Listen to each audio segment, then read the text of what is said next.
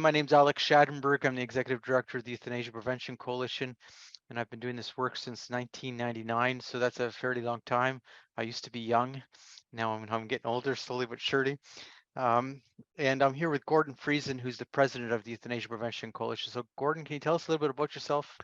Yeah, well, okay. I grew up on the prairies, and then I moved down to Montreal in 72.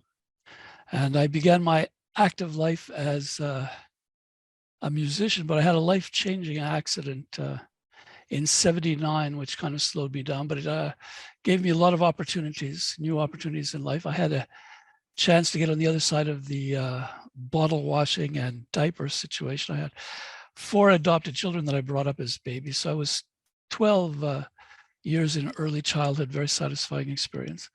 And in 93, I got interested in the assisted death question because of Sue Rodriguez. And it was very interesting. It actually tied in with my family situation because I was waiting for my first daughter at that time. And Sue Rodriguez was claiming that she wanted to die because she didn't want her children to see her diminished. She had a 6-year-old son, and she would rather commit suicide so that her 6-year-old son wouldn't see her progress in her illness. And I found that to be astounding and outrageous. And it got me, it was one of the things that really set me ablaze in this issue. And I've been following that since then. And I ran into Alex in about 2013, I believe.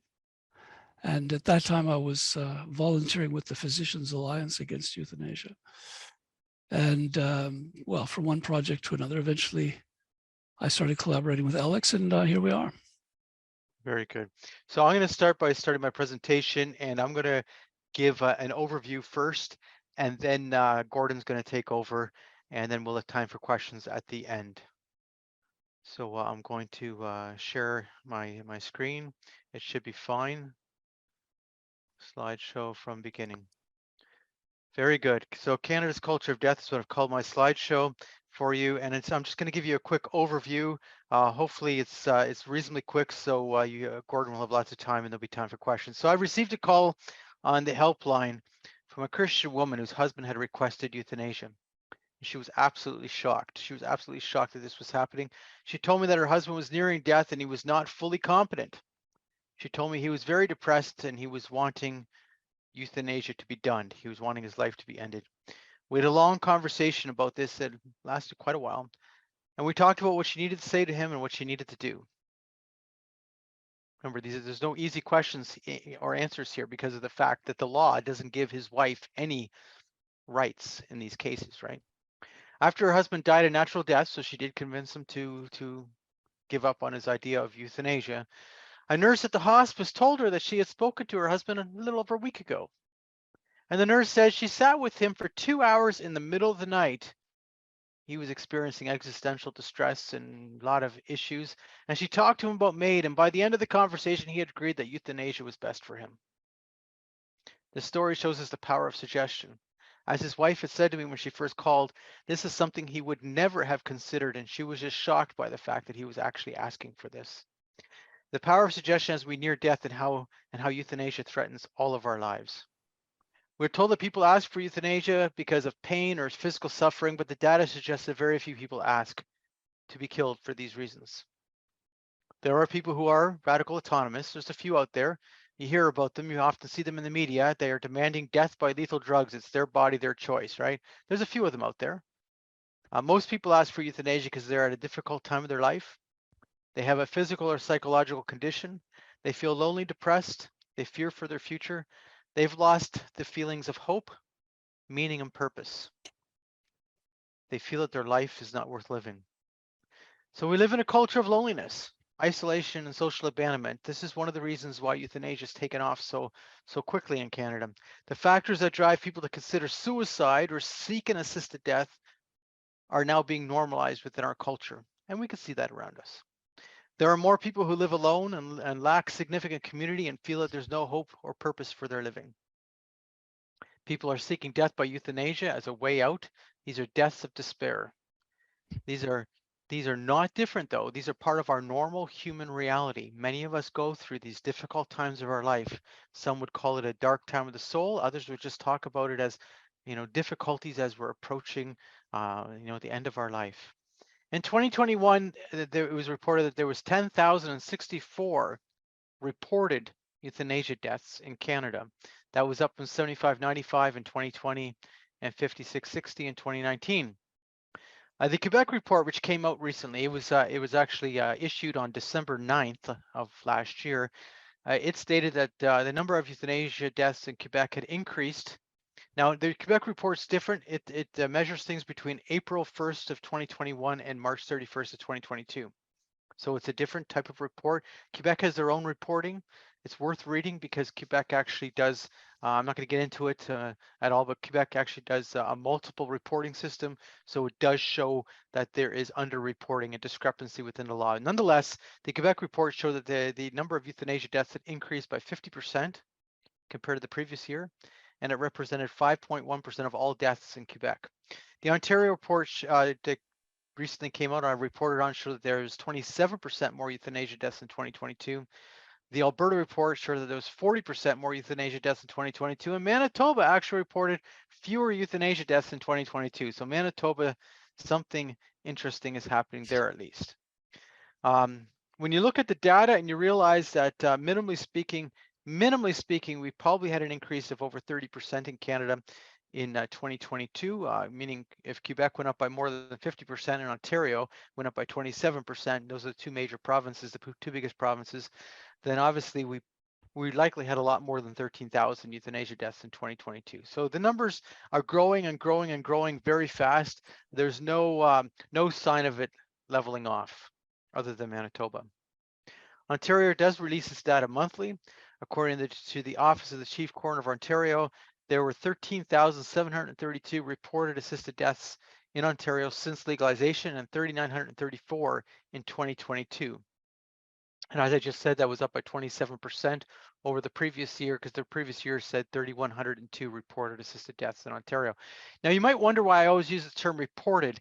And the reason is that other than Quebec, in Canada, we only can count on the one report that is sent in the case of Ontario, it's sent into the Office of the Chief Coroner.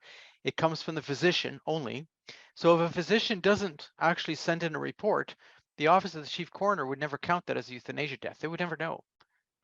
In Quebec, though, you have a multiple reporting system. So when I said to you previously that in Quebec, it shows a discrepancy of 289 deaths in Quebec in the previous year, that's based on the fact that they use a multiple reporting system. So when I say reported deaths, is because there could very well be many more. It's just that if they're not reported, we wouldn't know. Canada legalized MAID in June of 2016. In March of 2021, we expanded our law with Bill C7. And many of the people on this call definitely would remember Bill C7. And we expanded the legislation, even though the Parliament did not do a 5-year review before expanding the original legislation. Now, what's important about that is the original law, which was passed with Bill C14 in June of 2016, required a 5-year review to be done. The 5-year review had not been done. Instead, we expanded our euthanasia regime. So the Canadian government is now at this time looking at our original law and our Bill C7 law, and now we're talking about even further expansions of euthanasia, as many of you have been following and many of you are aware. So what did Bill C7 do? Well, it removed the requirement that a person's natural death be reasonably foreseeable. Now that was based on the Truchon court decision. Truchon was a Quebec court case dealing with Truchon and Gladue, who were two people with disabilities who argued that the law was discriminating against them because their natural death was not deemed reasonably foreseeable, but because of their disabilities, they thought they should be allowed to have euthanasia. But remember, that's all the Truchon court decision decided. The rest of what Bill C7 did was based on what the government wanted. The Bill C7 allowed a doctor or nurse practitioner to kill a person who was incapable of consenting, so long as that person had been previously approved for euthanasia. Now, the important point is the original law said you could not do euthanasia unless the person was capable of consenting at the time of death. This Bill C7 took that away. You don't have to consent at the time of death. What's important about that is once you remove the necessity of consenting, now the issue of consenting is now optional. So the whole issue of consent is all optional. The Supreme Court of Canada Carter decision stated that only competent people could die by euthanasia, and obviously we've already thrown that out. Bill C-7 created a two-track law. A person whose natural death is deemed reasonably foreseeable has no waiting period now. Now let's think about this. What does it mean that your natural death is deemed to be reasonably foreseeable? If anybody can give me an answer to that question, that would be amazing, because it's not possible to answer that question. There is no definition in our legislation, and there's no proper definition for this concept of that your natural death is deemed reasonably foreseeable. Okay. If you look at Oregon and Washington State, et cetera, in the US who have assisted suicide, their laws are also imprecise, but they say that you must have, you must be deemed to have 6 months to live. Now that's not perfect, as you know. What does it mean to have 6 months to live? But at least then it's something that you could sort of hang your hat on and say, well, we predict that you're terminally ill within 6 months. Reasonably foreseeable, what does that mean? It has no real meaning. But a person whose natural death is not deemed reasonably foreseeable, such as a person with a disability who has irremediable medical conditions, they would have a 90-day waiting period. Bill C-7 legalized euthanasia for people with mental illness alone, but the government put a 2-year moratorium on it. So the euthanasia for mental illness was to start on March 17th, 2023. That was recently extended to create rules for killing people with mental illness. Okay, so the government has recently extended that. We don't know if it's actually going to be extended. I'm going to get into that in a second. The Special Joint Committee on Medical Assistance in Dying was a response. So then the government, after passing Bill C-7, set up this Special Joint Committee on Medical Assistance in Dying. So I guess it's examining the law after you've already changed the law. Whatever that means again, right? That's how we sometimes do things in Canada. Anyway, the response was based on the legislative 5-year review, but instead of actually looking at the law, what they were doing is looking at expansions to the law. So what is the parliamentary committee looking at? It's been looking at made for children, so mature minors. Mature minors is not defined by age, it's defined by whether or not the doctor deems you to be mature. So a 17-year-old who's deemed mature would be considered a mature minor, whereas another person might be 11 and they're deemed mature, meaning they're deemed to be capable of making medical decisions for themselves. So when the medical societies were talking about 14, 15, 16-year-olds as being mature minors, they were actually inappropriately defining it, because Canadian law does not define mature minor. It defines it based on whether a doctor considers you mature to make decisions for yourself. They're also looking at regulations for made for mental illness. My feeling is they probably will not be suggesting anything serious under that. The state of palliative care in Canada also is being looked at, and protections for persons with disabilities. Well, there's only one protection for persons with disabilities, and that is we won't kill them. Well, let's look at some stories. In August 2016, now think about this, Canada legalized euthanasia in June of 2016.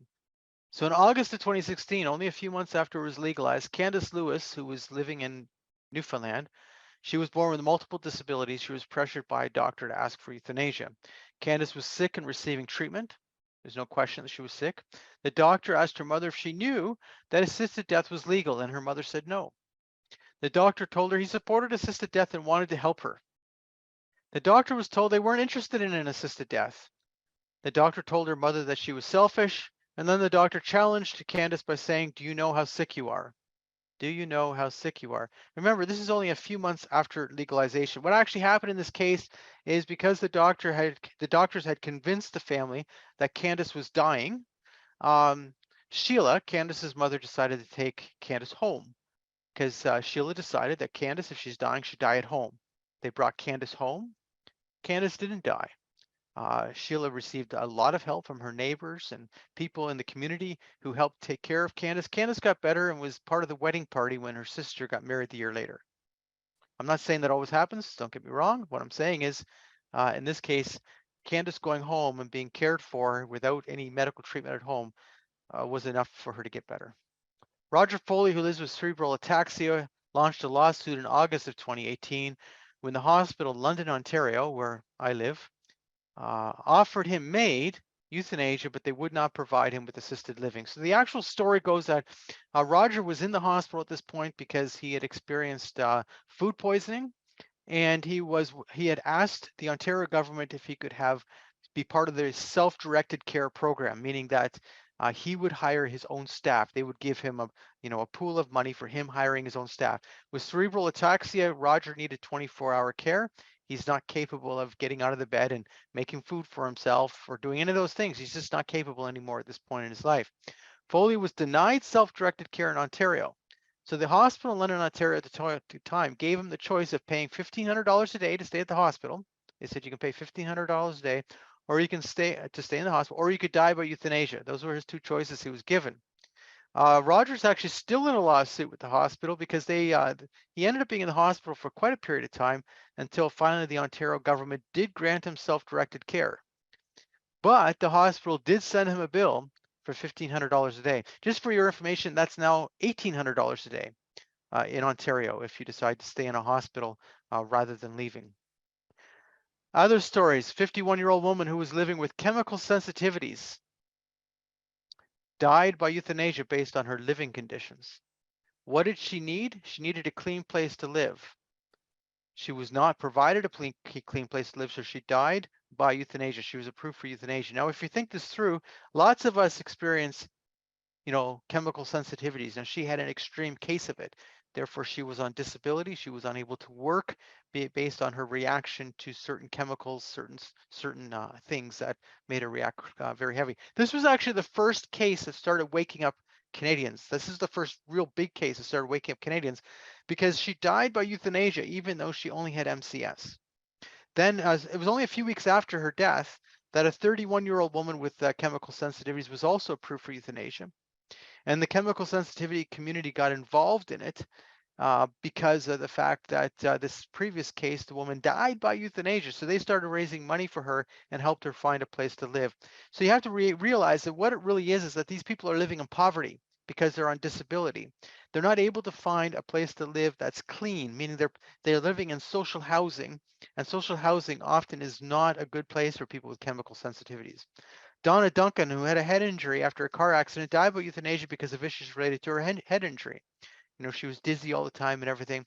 What happened is that this happened in 2020, the car accident. It was during COVID, and she was not provided the medical treatment and the care and the rehabilitation she needed from her head injury. So she was going through a lot of pain and suffering, and she became very depressed. And her daughters were convinced that it was that depression that led to her death by euthanasia. The question her daughters have had is, how could you have approved this woman who needed rehabilitation? How could you have approved her for euthanasia? Because now she's dead. A woman who was 37 in BC who was unable to obtain medical treatment for her condition was approved for and died by euthanasia. A veteran with PTSD, we all heard about that story. He was told by a Veterans Affairs worker to seek euthanasia rather than treatment.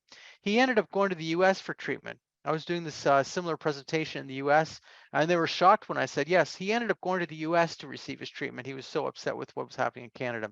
A veteran with disabilities who needed a wheelchair ramp was told if her life is so bad, she should ask for euthanasia. Remember, these are veterans.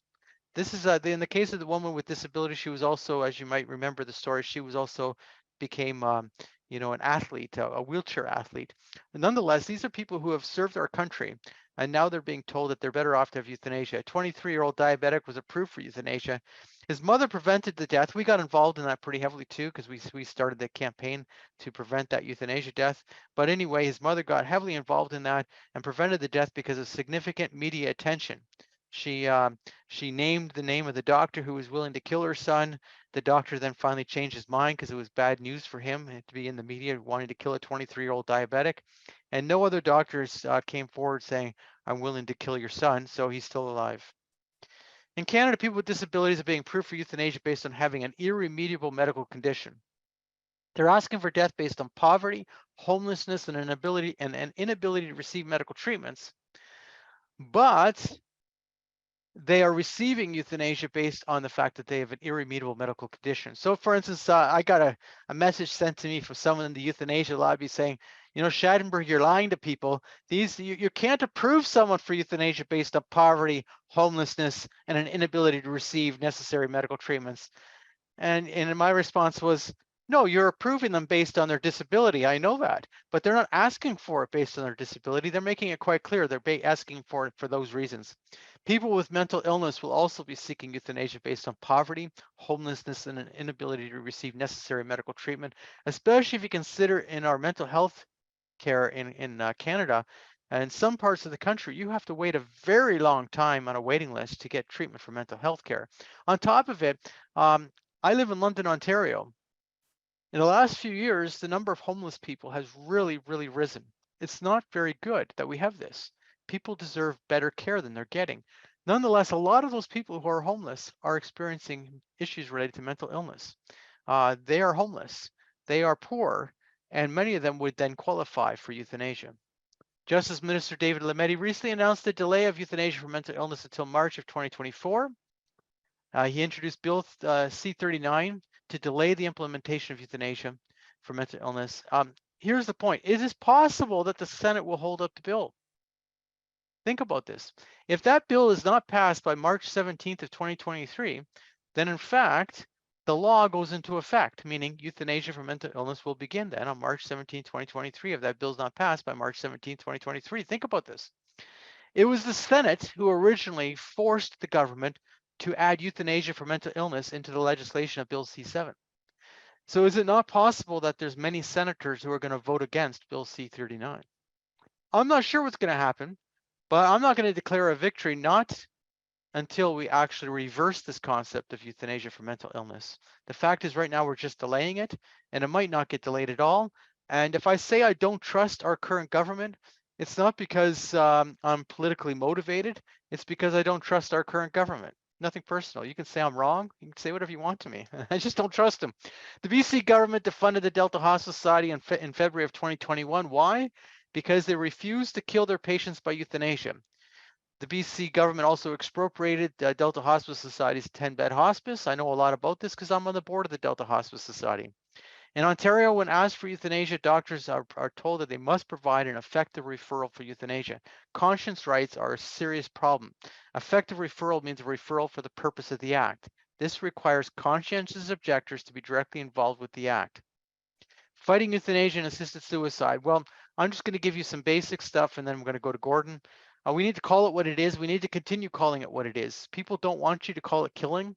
This is killing, okay? Using terms like aid in dying, medical aid in dying, physician-assisted death, doctor-prescribed death. Why doesn't it help us? Because it makes everything look better than it is, okay? There's nothing good about killing, okay? We're opposed to these laws. Why? Because they allow one person to be directly involved with killing or assisting the suicide of another person. This is about killing people. And as I say, if you want to be secular about it, that's fine. I always use secular arguments. You never see me using religious arguments because I'm speaking to society as a whole. Creating legal exceptions to homicide and manslaughter, these are bad ideas. Think about it. Do you want someone to have the right to kill you? Doesn't make a lot of sense. It doesn't seem very safe, does it? Euthanasia is sold as an autonomous act. My body, my choice. Euthanasia is not an autonomous act since it requires the direct involvement of a physician or a nurse who lethally inject you. Is it an autonomous act when somebody else kills you, right? It's philosophically wrong. Many of the people requesting euthanasia have issues related to their capacity and ability to make decisions. These people are often experiencing hopelessness, despair, alienation, and cognitive distortions. They're going through feelings that their life lacks meaning, purpose, or value. Euthanasia is not about autonomy, it's about abandonment. It's a cultural abandonment of people in need. That's what it's about. And human experience tells me that it's normal for a person who's experiencing a serious illness or personal difficulties and loneliness, that they'll also fear for their future. Think about this. If you're going through serious illness, is it normal for you to also experience these other feelings, that you question your purpose for living? We're only human. We question our purpose for living. We experience existential distress. We experience situational depression. We lose hope at times. Lots of people lose hope. Suffering alone is a reality in our culture. Loneliness, isolation, depression, fear, loss of hope, loss of purpose. These are leading reasons why people ask for death, and all of these are normal human experiences. Why am I saying this to you? Because euthanasia threatens all of our lives. We're only human. The culture of abandonment leads to euthanasia. We can change this. We need to care for others. We need to make a difference in others' lives. It's essential that people who feel that their life lacks value They have people who feel that no one cares about them. They're offered purpose, support, genuine hope from a significant community. The answer is to care for and to be with others and to journey with others. I cannot change the world, but I can change the world around me. And there's my information. Now, Gordon, you're going to have to come back on the screen. These people want to see your beautiful face. Thank you very much. So that was just wonderful, actually, Alex, as usual. And the thing is, we're, in my opinion, we're going through a complete change in society, and euthanasia is a big part of that. The idea that damaged people should either not come into the world or should just disappear as quickly as possible. And it's very special in Canada what has happened. It's worse than what's happened elsewhere. So I'll get into that. Just a moment. I have to share my screen. Okay, so good evening, ladies and gentlemen. Thank you for coming. It's important that we get together, we talk about these things. That which sets Canada apart from the rest of the world is that our country, and our country alone, has explicitly defined euthanasia as medical care, and indeed as essential medical care. That is the crucial point. Unlike other countries, we are no longer merely talking about the right of people to choose death. That most thorny issue remains, of course, but completely apart from choice, and in fact largely foreign to it, is this much more devastating concept of euthanasia presented as objectively indicated medical care. For when euthanasia is defined in that way, it becomes possible for doctors to treat death like any other tool in their medical kit. And that in turn enables utilitarians to promote euthanasia systematically in what amounts to a vast collective cost reduction scheme, a sort of veterinary herd management practiced at the expense of individual patients, and indeed at the expense of patient-centered medicine itself. Just move this down, and I'll tighten up my screen just a little bit. So that's defining death as medical care. A first dramatic comparison, which explains a little bit how much this matters in a practical way. We make the comparison of the footprint in Canada and in the state of California. Both have populations of about 40 million people. Both legalized assisted death in 2016. But whereas California notes a little less than 500 deaths in 2021, Canada shows no less than 10,000, which is 20 times the California number. Clearly then, in comparison with the choice-based assisted suicide of, say, the state of Oregon, and again, California, medically justified euthanasia represents not a difference in degree, but a difference in kind. I believe this is a difference, actually, which will eventually appear as a stain on the history of our nation. But in any case, how may we explain this astounding numerical difference? To make a long story short, when assisted death is justified only by choice, its objective moral status is simply undefined. Neither individuals nor society itself are obliged to approve or to facilitate such deaths. They are permitted merely. When euthanasia is defined as an objectively essential medical treatment, however, as blood transfusion is so defined, we are actually obliged to accept euthanasia as categorically good in all places, at all times. For that is the meaning of medical care defined in this way. Euthanasia becomes a positive medical good. Moreover, it is no longer the suicidal patient who bears chief responsibility for his own death, for it is always the doctor who is responsible for medical treatment prescribed, while the patient's choice is clinically replaced with the much more ambiguous term, consent. From this definition of euthanasia as medical care and from the moral responsibilities derived, all sorts of professional and social obligations are logically created, which do not exist with regards to a morally undefined subjective choice. For just as doctors and institutions must provide blood transfusion, so also must they now provide euthanasia. And to the extent that other treatments are guaranteed by the state, so must it be with euthanasia also. Further, while rebellious doctors come under pressure to provide euthanasia, those physicians who willingly embrace the practice are free to professionally propagate this new treatment as they please. For doctors may suggest and prescribe appropriate care as they see fit. They do not wait for a patient's request. They are ethically required to proactively prescribe optimal treatment to which the patient will normally consent, deferring to expert opinion. In fact, consent itself is no longer a firm boundary in this area, for it would clearly be unethical to deprive incapable persons of a positive benefit available to others.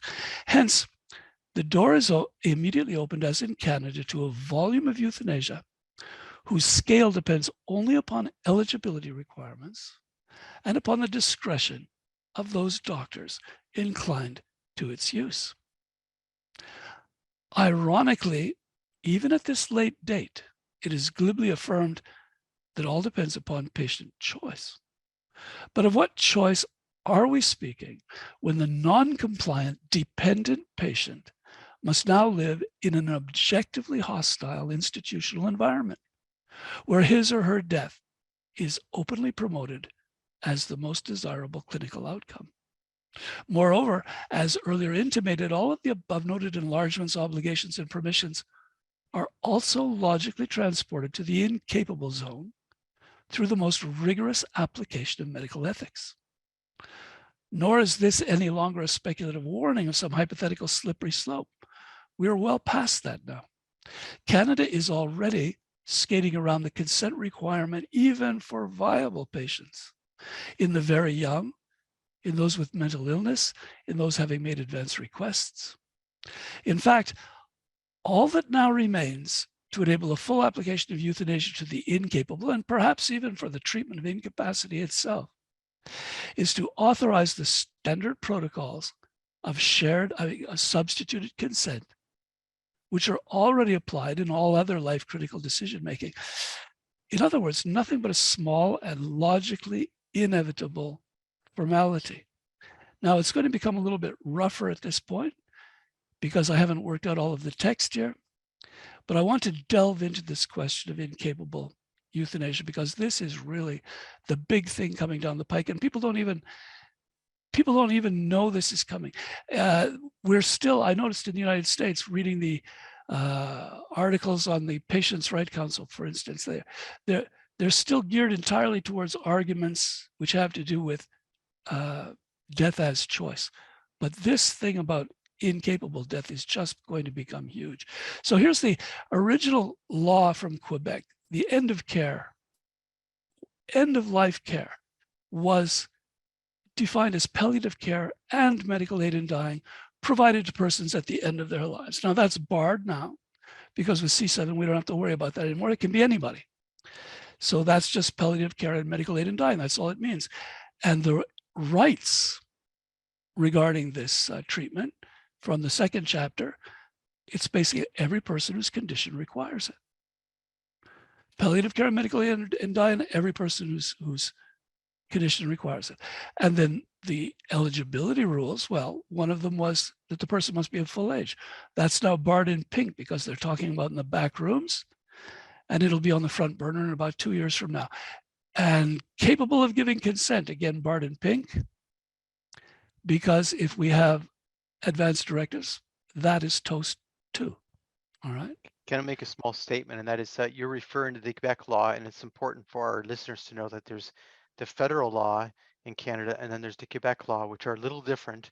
But of course, Quebec is always a little different. But I mean, the point of it is there are two laws in Canada. Okay, well, this is interesting. Again, the subtleties of this, that people don't even get the fact.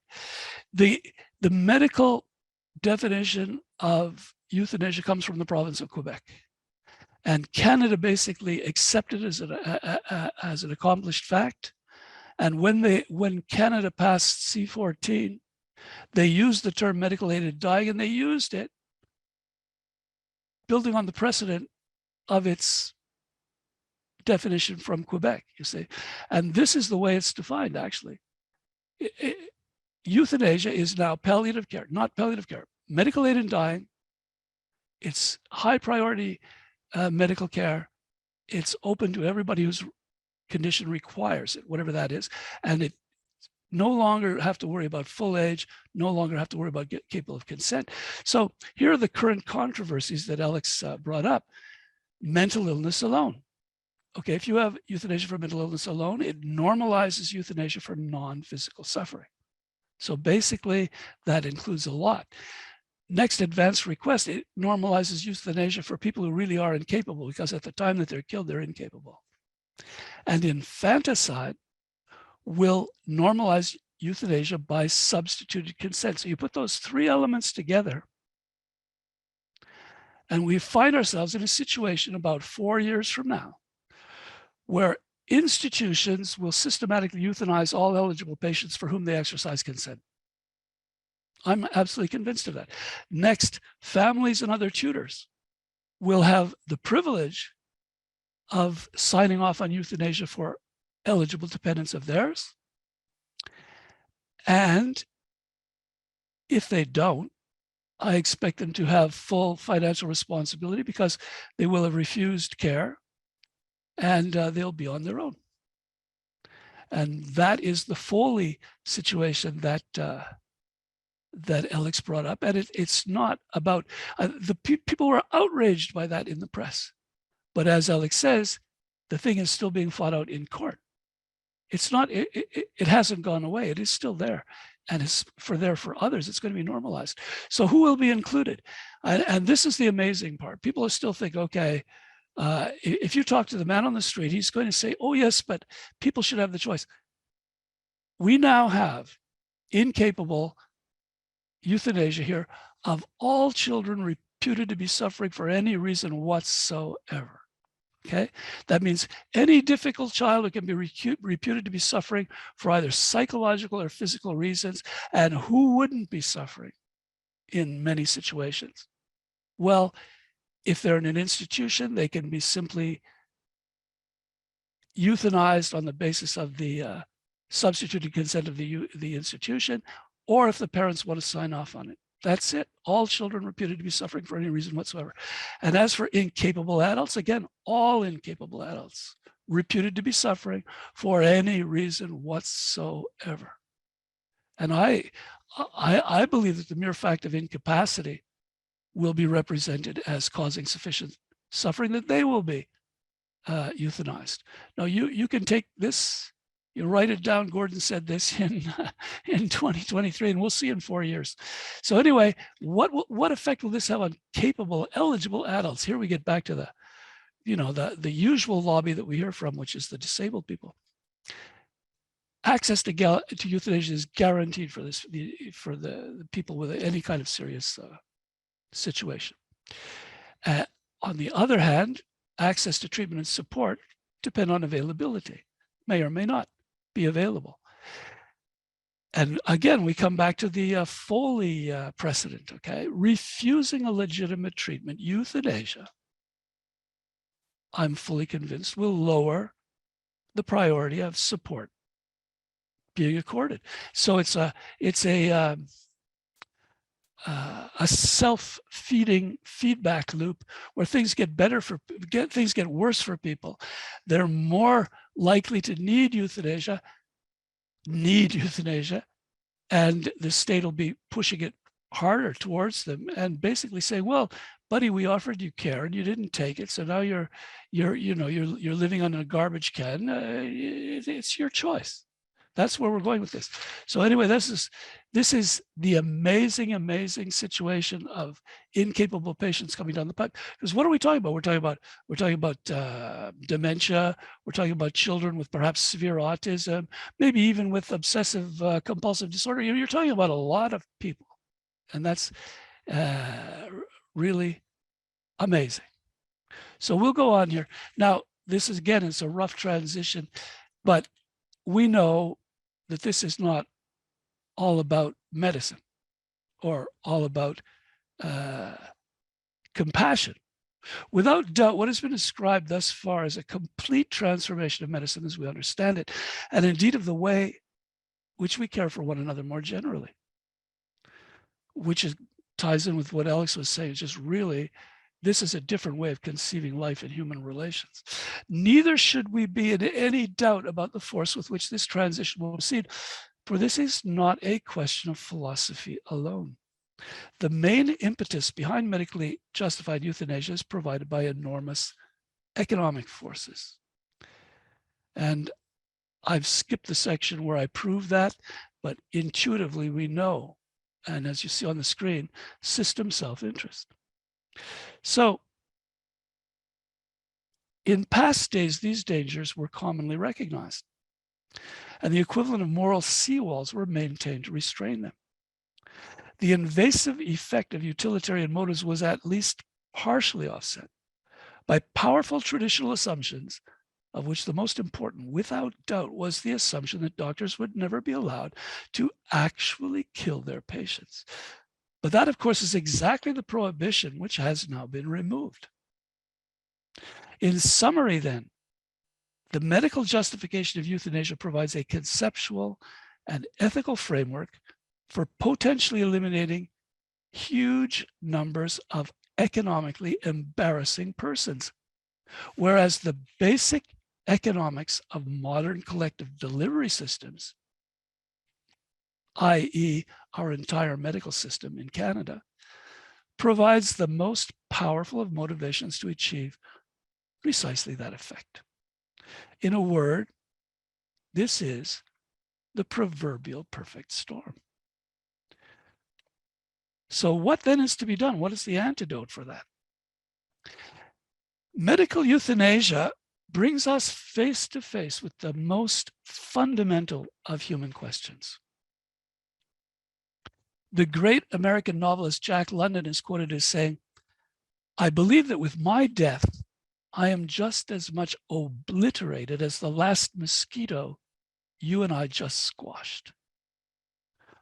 Lurking within these words is the suggestion that a human life is of no greater importance than that of an insect.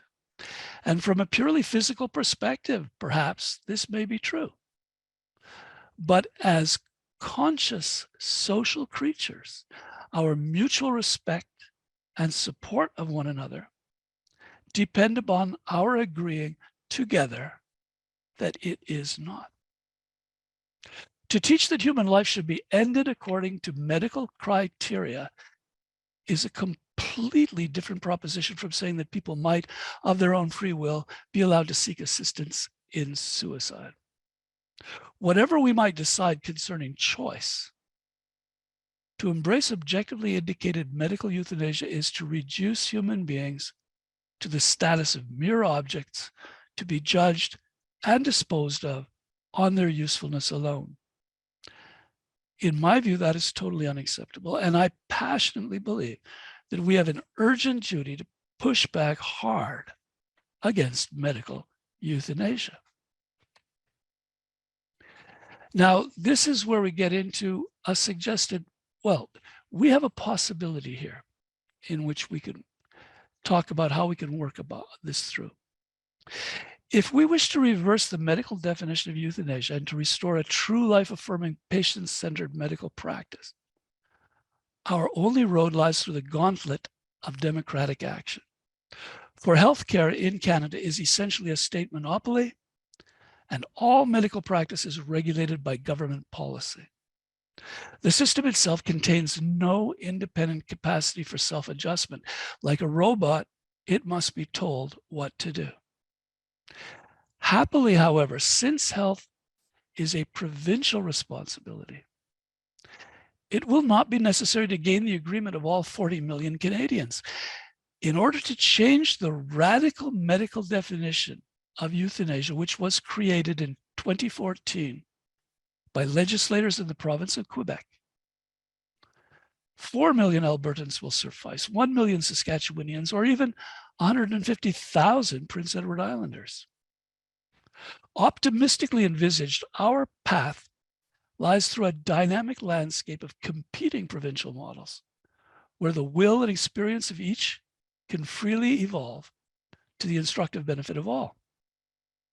Following is a discussion of legislative principles which I would recommend to all provincial lawmakers. to begin with, if euthanasia is not a medical treatment, what conceptual status would be appropriate? Okay, and this is where we have to deal with reality, because we can't change the criminal definition that the federal has come out with, and it'll be years before we can roll that back. But we'll see what we can do. But in the meantime, admittedly, and regardless of personal feelings, federal law now decrees that euthanasia may be legally practiced across Canada. Quite obviously, however, mere legality does not confer essential status. Many disputed procedures are now legally performed, but that does not make them medically necessary.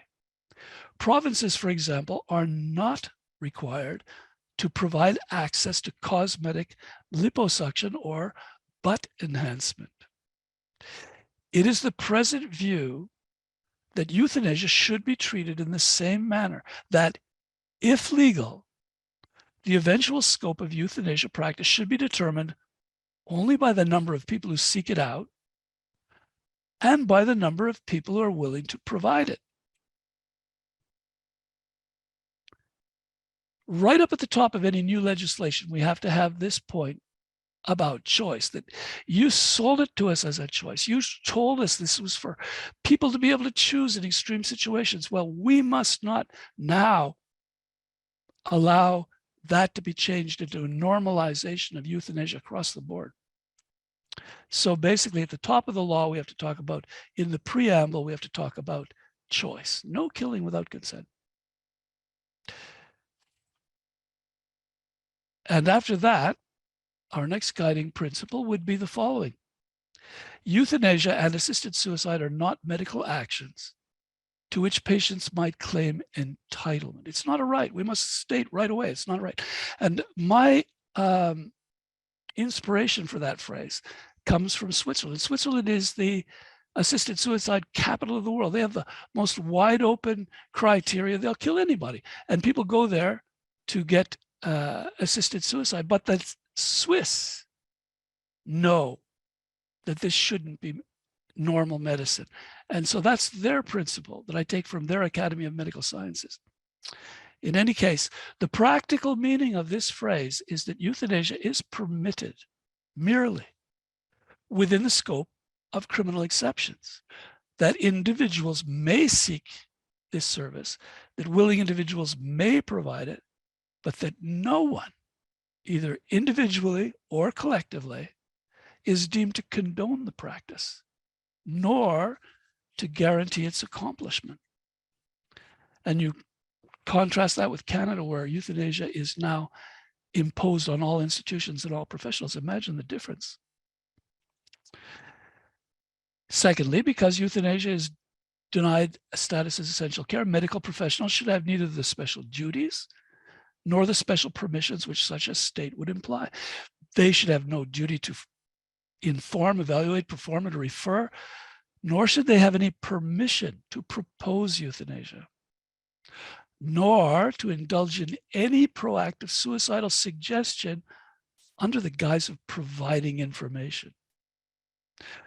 And thirdly, because euthanasia is not essential medicine, it is not appropriate for public resources to be spent in its practice. And because normal majority non-suicidal patient security requires a euthanasia-free clinical environment, both euthanasia itself and professionals partial to its use must be excluded from institutions within the public domain. With regards to this last point, there exists a most pernicious assumption that one clinical model may serve for everyone, that assisted death can simply be added to standard medical practice without depriving typical patients of the service that they seek. Let us not fall into that trap in any way, shape, or form. Euthanasia and traditional medicine cannot properly share the same clinical space. For the non-suicidal majority of patients today, just as in ages past, simply cannot place their trust in doctors and nurses who are known to kill. And in the end, brothers, sisters, mothers, fathers, sons, and daughters, we are all patients. Again, a rough transition here, but we'll now talk about the democratic majority upon which we must depend to pass these points. And this is not really just about arguing people around to our point. There is a real dormant majority that we can stimulate, I believe. Naturally, our adversaries will not easily cede the point of medical legitimacy. They will claim that paternalist doctors have no right to deny patients' wishes. They will return to the argument of choice.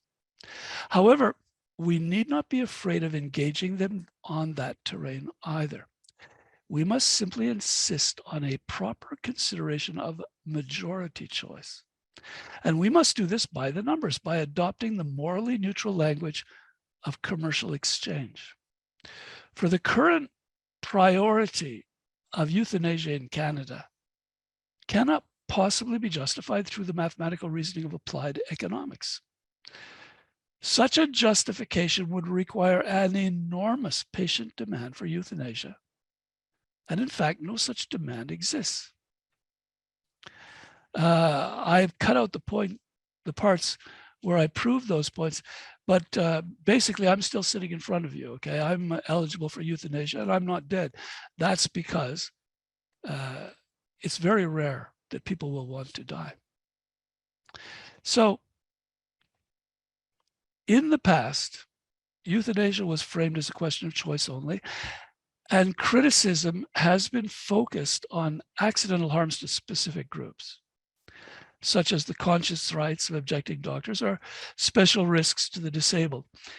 It has thus been comfortably assumed that no one else would be affected. However, death as care has no such limits. Despite socialization, public health care remains a form of insurance. Active people are contributing now for care that they expect to receive in the future. But to substitute death for care is to steal untold yearly contributions paid in premiums and in taxes. The entire active population is thus directly involved as both immediate purchaser and eventual recipient of medical euthanasia. Incredibly, oh yes, and this means what to me? Incredibly, it would appear that no one is even addressing this catastrophe. It would seem that the entire euthanasia program is now flying on operational autopilot. Euthanasia has been defined as fully ethical medical treatment, and in the absence of any counter instructions, the system itself is retooling to apply that definition literally, automatically following its own economic imperatives, like a rogue artificial intelligence, killing the patients it was created to protect. I would suggest that these conclusions are so offensive as to cut through any ambiguity surrounding the euthanasia debate. For we are no longer talking about a minority right to choose. At issue now is whether patient taxpayers of the vast non-suicidal majority will ever receive the care which they expect and for which they have so handsomely paid. So, in this short talk, I've attempted to show how the question of death by choice has been used as a stalking horse to introduce something even worse, a complete paradigm of medicine based on utilitarian euthanasia. I have described the philosophical and economic nature of this new death medicine, and I have suggested conceptual, legislative, and commercial remedies which depend upon clearly distinguishing objective medicine from personal, subjective choice. It is the consumer case for democratic majority which I find to be the most compelling. For the anti-euthanasia patient sentiment upon which our argument depends is not of any fickle or minority description. It is rooted in nothing less than the human will to survive, which I contend is both constant and overwhelming. Typical patients of the non-suicidal majority absolutely require euthanasia-free institutions and professionals who are exclusively devoted to life-affirming care. It would therefore be wise, in my view, for those who are sincerely committed to socialized medicine, and I know that many of you are, that they understand the depth of crisis which this euthanasia question presently promises for our Canadian system and any system created like that, and that they adjust their policies accordingly. For if monopoly stands in the way of majority demand, sooner or later, monopoly must give way. Finally, if there are any who remain convinced that medical authority can be used to contain choice, I must point once again to actual Canadian experience. For in our country, the medical justification of euthanasia has multiplied the incidence of assisted death manyfold. In closing then, please allow me to express my most sincere and fervent desire that individual choices and a resolute use of local and provincial powers may still save us from the terrible consequences of defining death as medical care. So I'll thank you very much for that, but I'd like to return to a couple of things. Suggested slogan, okay. We want doctors who do not kill. It's going to take some time to develop a messaging here. Because for so long, we were in a defensive position. We were defending established lines. We were like defenders up on the walls, staring down the barbarians. But the walls have been broken, have been breached. Okay, and we have got to adopt offensive strategies, and we have to decide what are our demands. So this is one suggestion. I don't know if it'll pass the test of time. We want doctors who do not kill. And of course, no killing without consent, also very important. And I throw out to all of you the idea of going forward, what our messaging will be. But there you have it. And then there's one thing I wanted to talk about, which, just a minute, where's my stop share? Yeah, which I wanted to talk about for the United States. It seems so far from the reality in the United States. And in the United States, all of the arguments are still based upon choice. And you can see in the laws how they are setting up all the pieces to support medical legitimacy eventually. They're introducing obligations, the kind of obligations that I mentioned earlier that we have in Canada, like the obligation to help patients find other professionals, obligation to inform patients of their options. When I speak about the necessity of having institutions that are free of euthanasia and care teams that are free of euthanasia, in the United States, in New Mexico, Minnesota, New York, you see bills in which they say things like a private institution, first of all, they assume that a public institution will be on side with it. Well, where do they get that assumption from? You see, they're sneaking up on what we're doing. And what they say, though, is they say that a public institution which decides not to have assisted suicide cannot discipline a team member for performing it outside, and cannot discipline a team member for informing patients within the institution. So basically, they are declaring right away that this is a cage match, okay? That there's only one of these paradigms that is going to come out standing, because they want to make it impossible to create a pure life-centered care team and a pure life-centered institution, like in the slide that I showed of the patient safe space. So what I'm really, really worried about for the people in the United States is that they have like a huge ton of bricks over their heads, and that this is going to come down on them all at once. Because all you have to do is take a law like they have, like the one in New Mexico is especially concerning. All they have to do is change assisted suicide for euthanasia, which they will. They'll do it, they'll weasel it in by saying that, oh, but this lady can't actually kill herself by herself, so she needs the doctor. So then they'll say, okay, euthanasia will be allowed. But then after that, it'll be like in Canada. From the moment we had euthanasia, there's only been like 6 or 7 assisted suicides. Thousands and thousands. Nobody's going to self-ingest when the doctor will hold your hand and put it in your IV. So basically, overnight in the US, they get all these pieces in place. Practice in the public institutions. Doctors have to collaborate.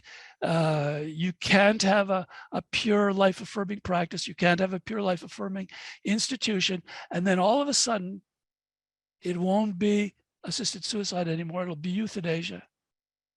And your goose is cooked. You got to stand up now. If it would be at all possible, to have a conservative state stand up and just list these things. Boom, boom, boom, boom, boom, boom, boom. No killing without consent. No this, that. If it is legal. You saw my slide. I didn't say we want killing by choice. I said, if legal, by whatever name, under whatever circumstance, and even if only doctors are allowed to do it, it is not a medical treatment. We have to broadcast that message proactively to protect ourselves. Because if you just defend the line, as I said, you risk finding yourselves in the situation where we found ourselves in Canada, which is to say we were well equipped with choice arguments, but we hadn't even I didn't imagine what was going to happen. And now with the beyond consent, we're talking about liquidating the whole senior population in the residences and the whole childhood sick population. We're going to be living in a brave new world where you get married and it's not going to be for better or for worse. It's going to be just as long as one or the other of us doesn't have enough checks on the checklist and you throw them under the bus. So the whole time, our whole adult life, we're all going to be frightened about people pulling the plug on us. Anyway, and it's mutually distrusting each other. It's 8:05, Gordon. So I think okay. So you pick it up, yeah. And okay, so where I really agree with you is on this side of the issue of euthanasia without consent. And I pointed that out from the very beginning with Bill C-7, that when it said that they didn't have to be capable of consenting at the point of death, that was the major breach right there that opened the door to euthanasia without consent. So they said that you'd have to be approved ahead of time. Now here's the difficulty: if you allow euthanasia for newborns, newborns aren't capable of requesting or consenting. But who else is not capable of requesting or consenting? Well, obviously people with dementia, people, dementia, Alzheimer's, etc., people with head injuries, etc., they're not capable of requesting or consenting. But the argument will be made if it's called medical treatment. The argument will be made that it's inhumane to force these people to have to suffer, and they'll say, grandma never asked for it, but it is something that she would have wanted if she had the opportunity to ask for it. And this is the kind of arguments you'll hear, and then you'll be told that you're such an uncaring person because you won't kill grandma. Well, the fact of it is that they'll throw that at you as the fact that you're allowing grandma to suffer. But who's actually, I don't even want to get into the question of who's actually suffering, because it becomes a pretty, cold way of dealing with people is what happens. And you do eliminate people under those guises. The only ones remaining will be those, it's the same situation with, I don't know if I want to get into the issue, but I will. Children who are born with disabilities, you see often a child born with disabilities, often they come from a family who have very strong values about the sanctity of human life, because it was those families that respected the life of that child and they were happy to have that child. So in the same way as you'll see the same thing with the elderly person with dementia, that this is say the same type of families who don't kill grandma. Well, if you have the killing of the young children by parental consent, and if you have incapable people dying because they consented years ago, how long is it going to take before you get a guy with exactly the same symptoms being euthanized because his family is, they'll say the family has the right to sign off on it. That's what they'll do. That they'll say. It's absolutely baked in the cake.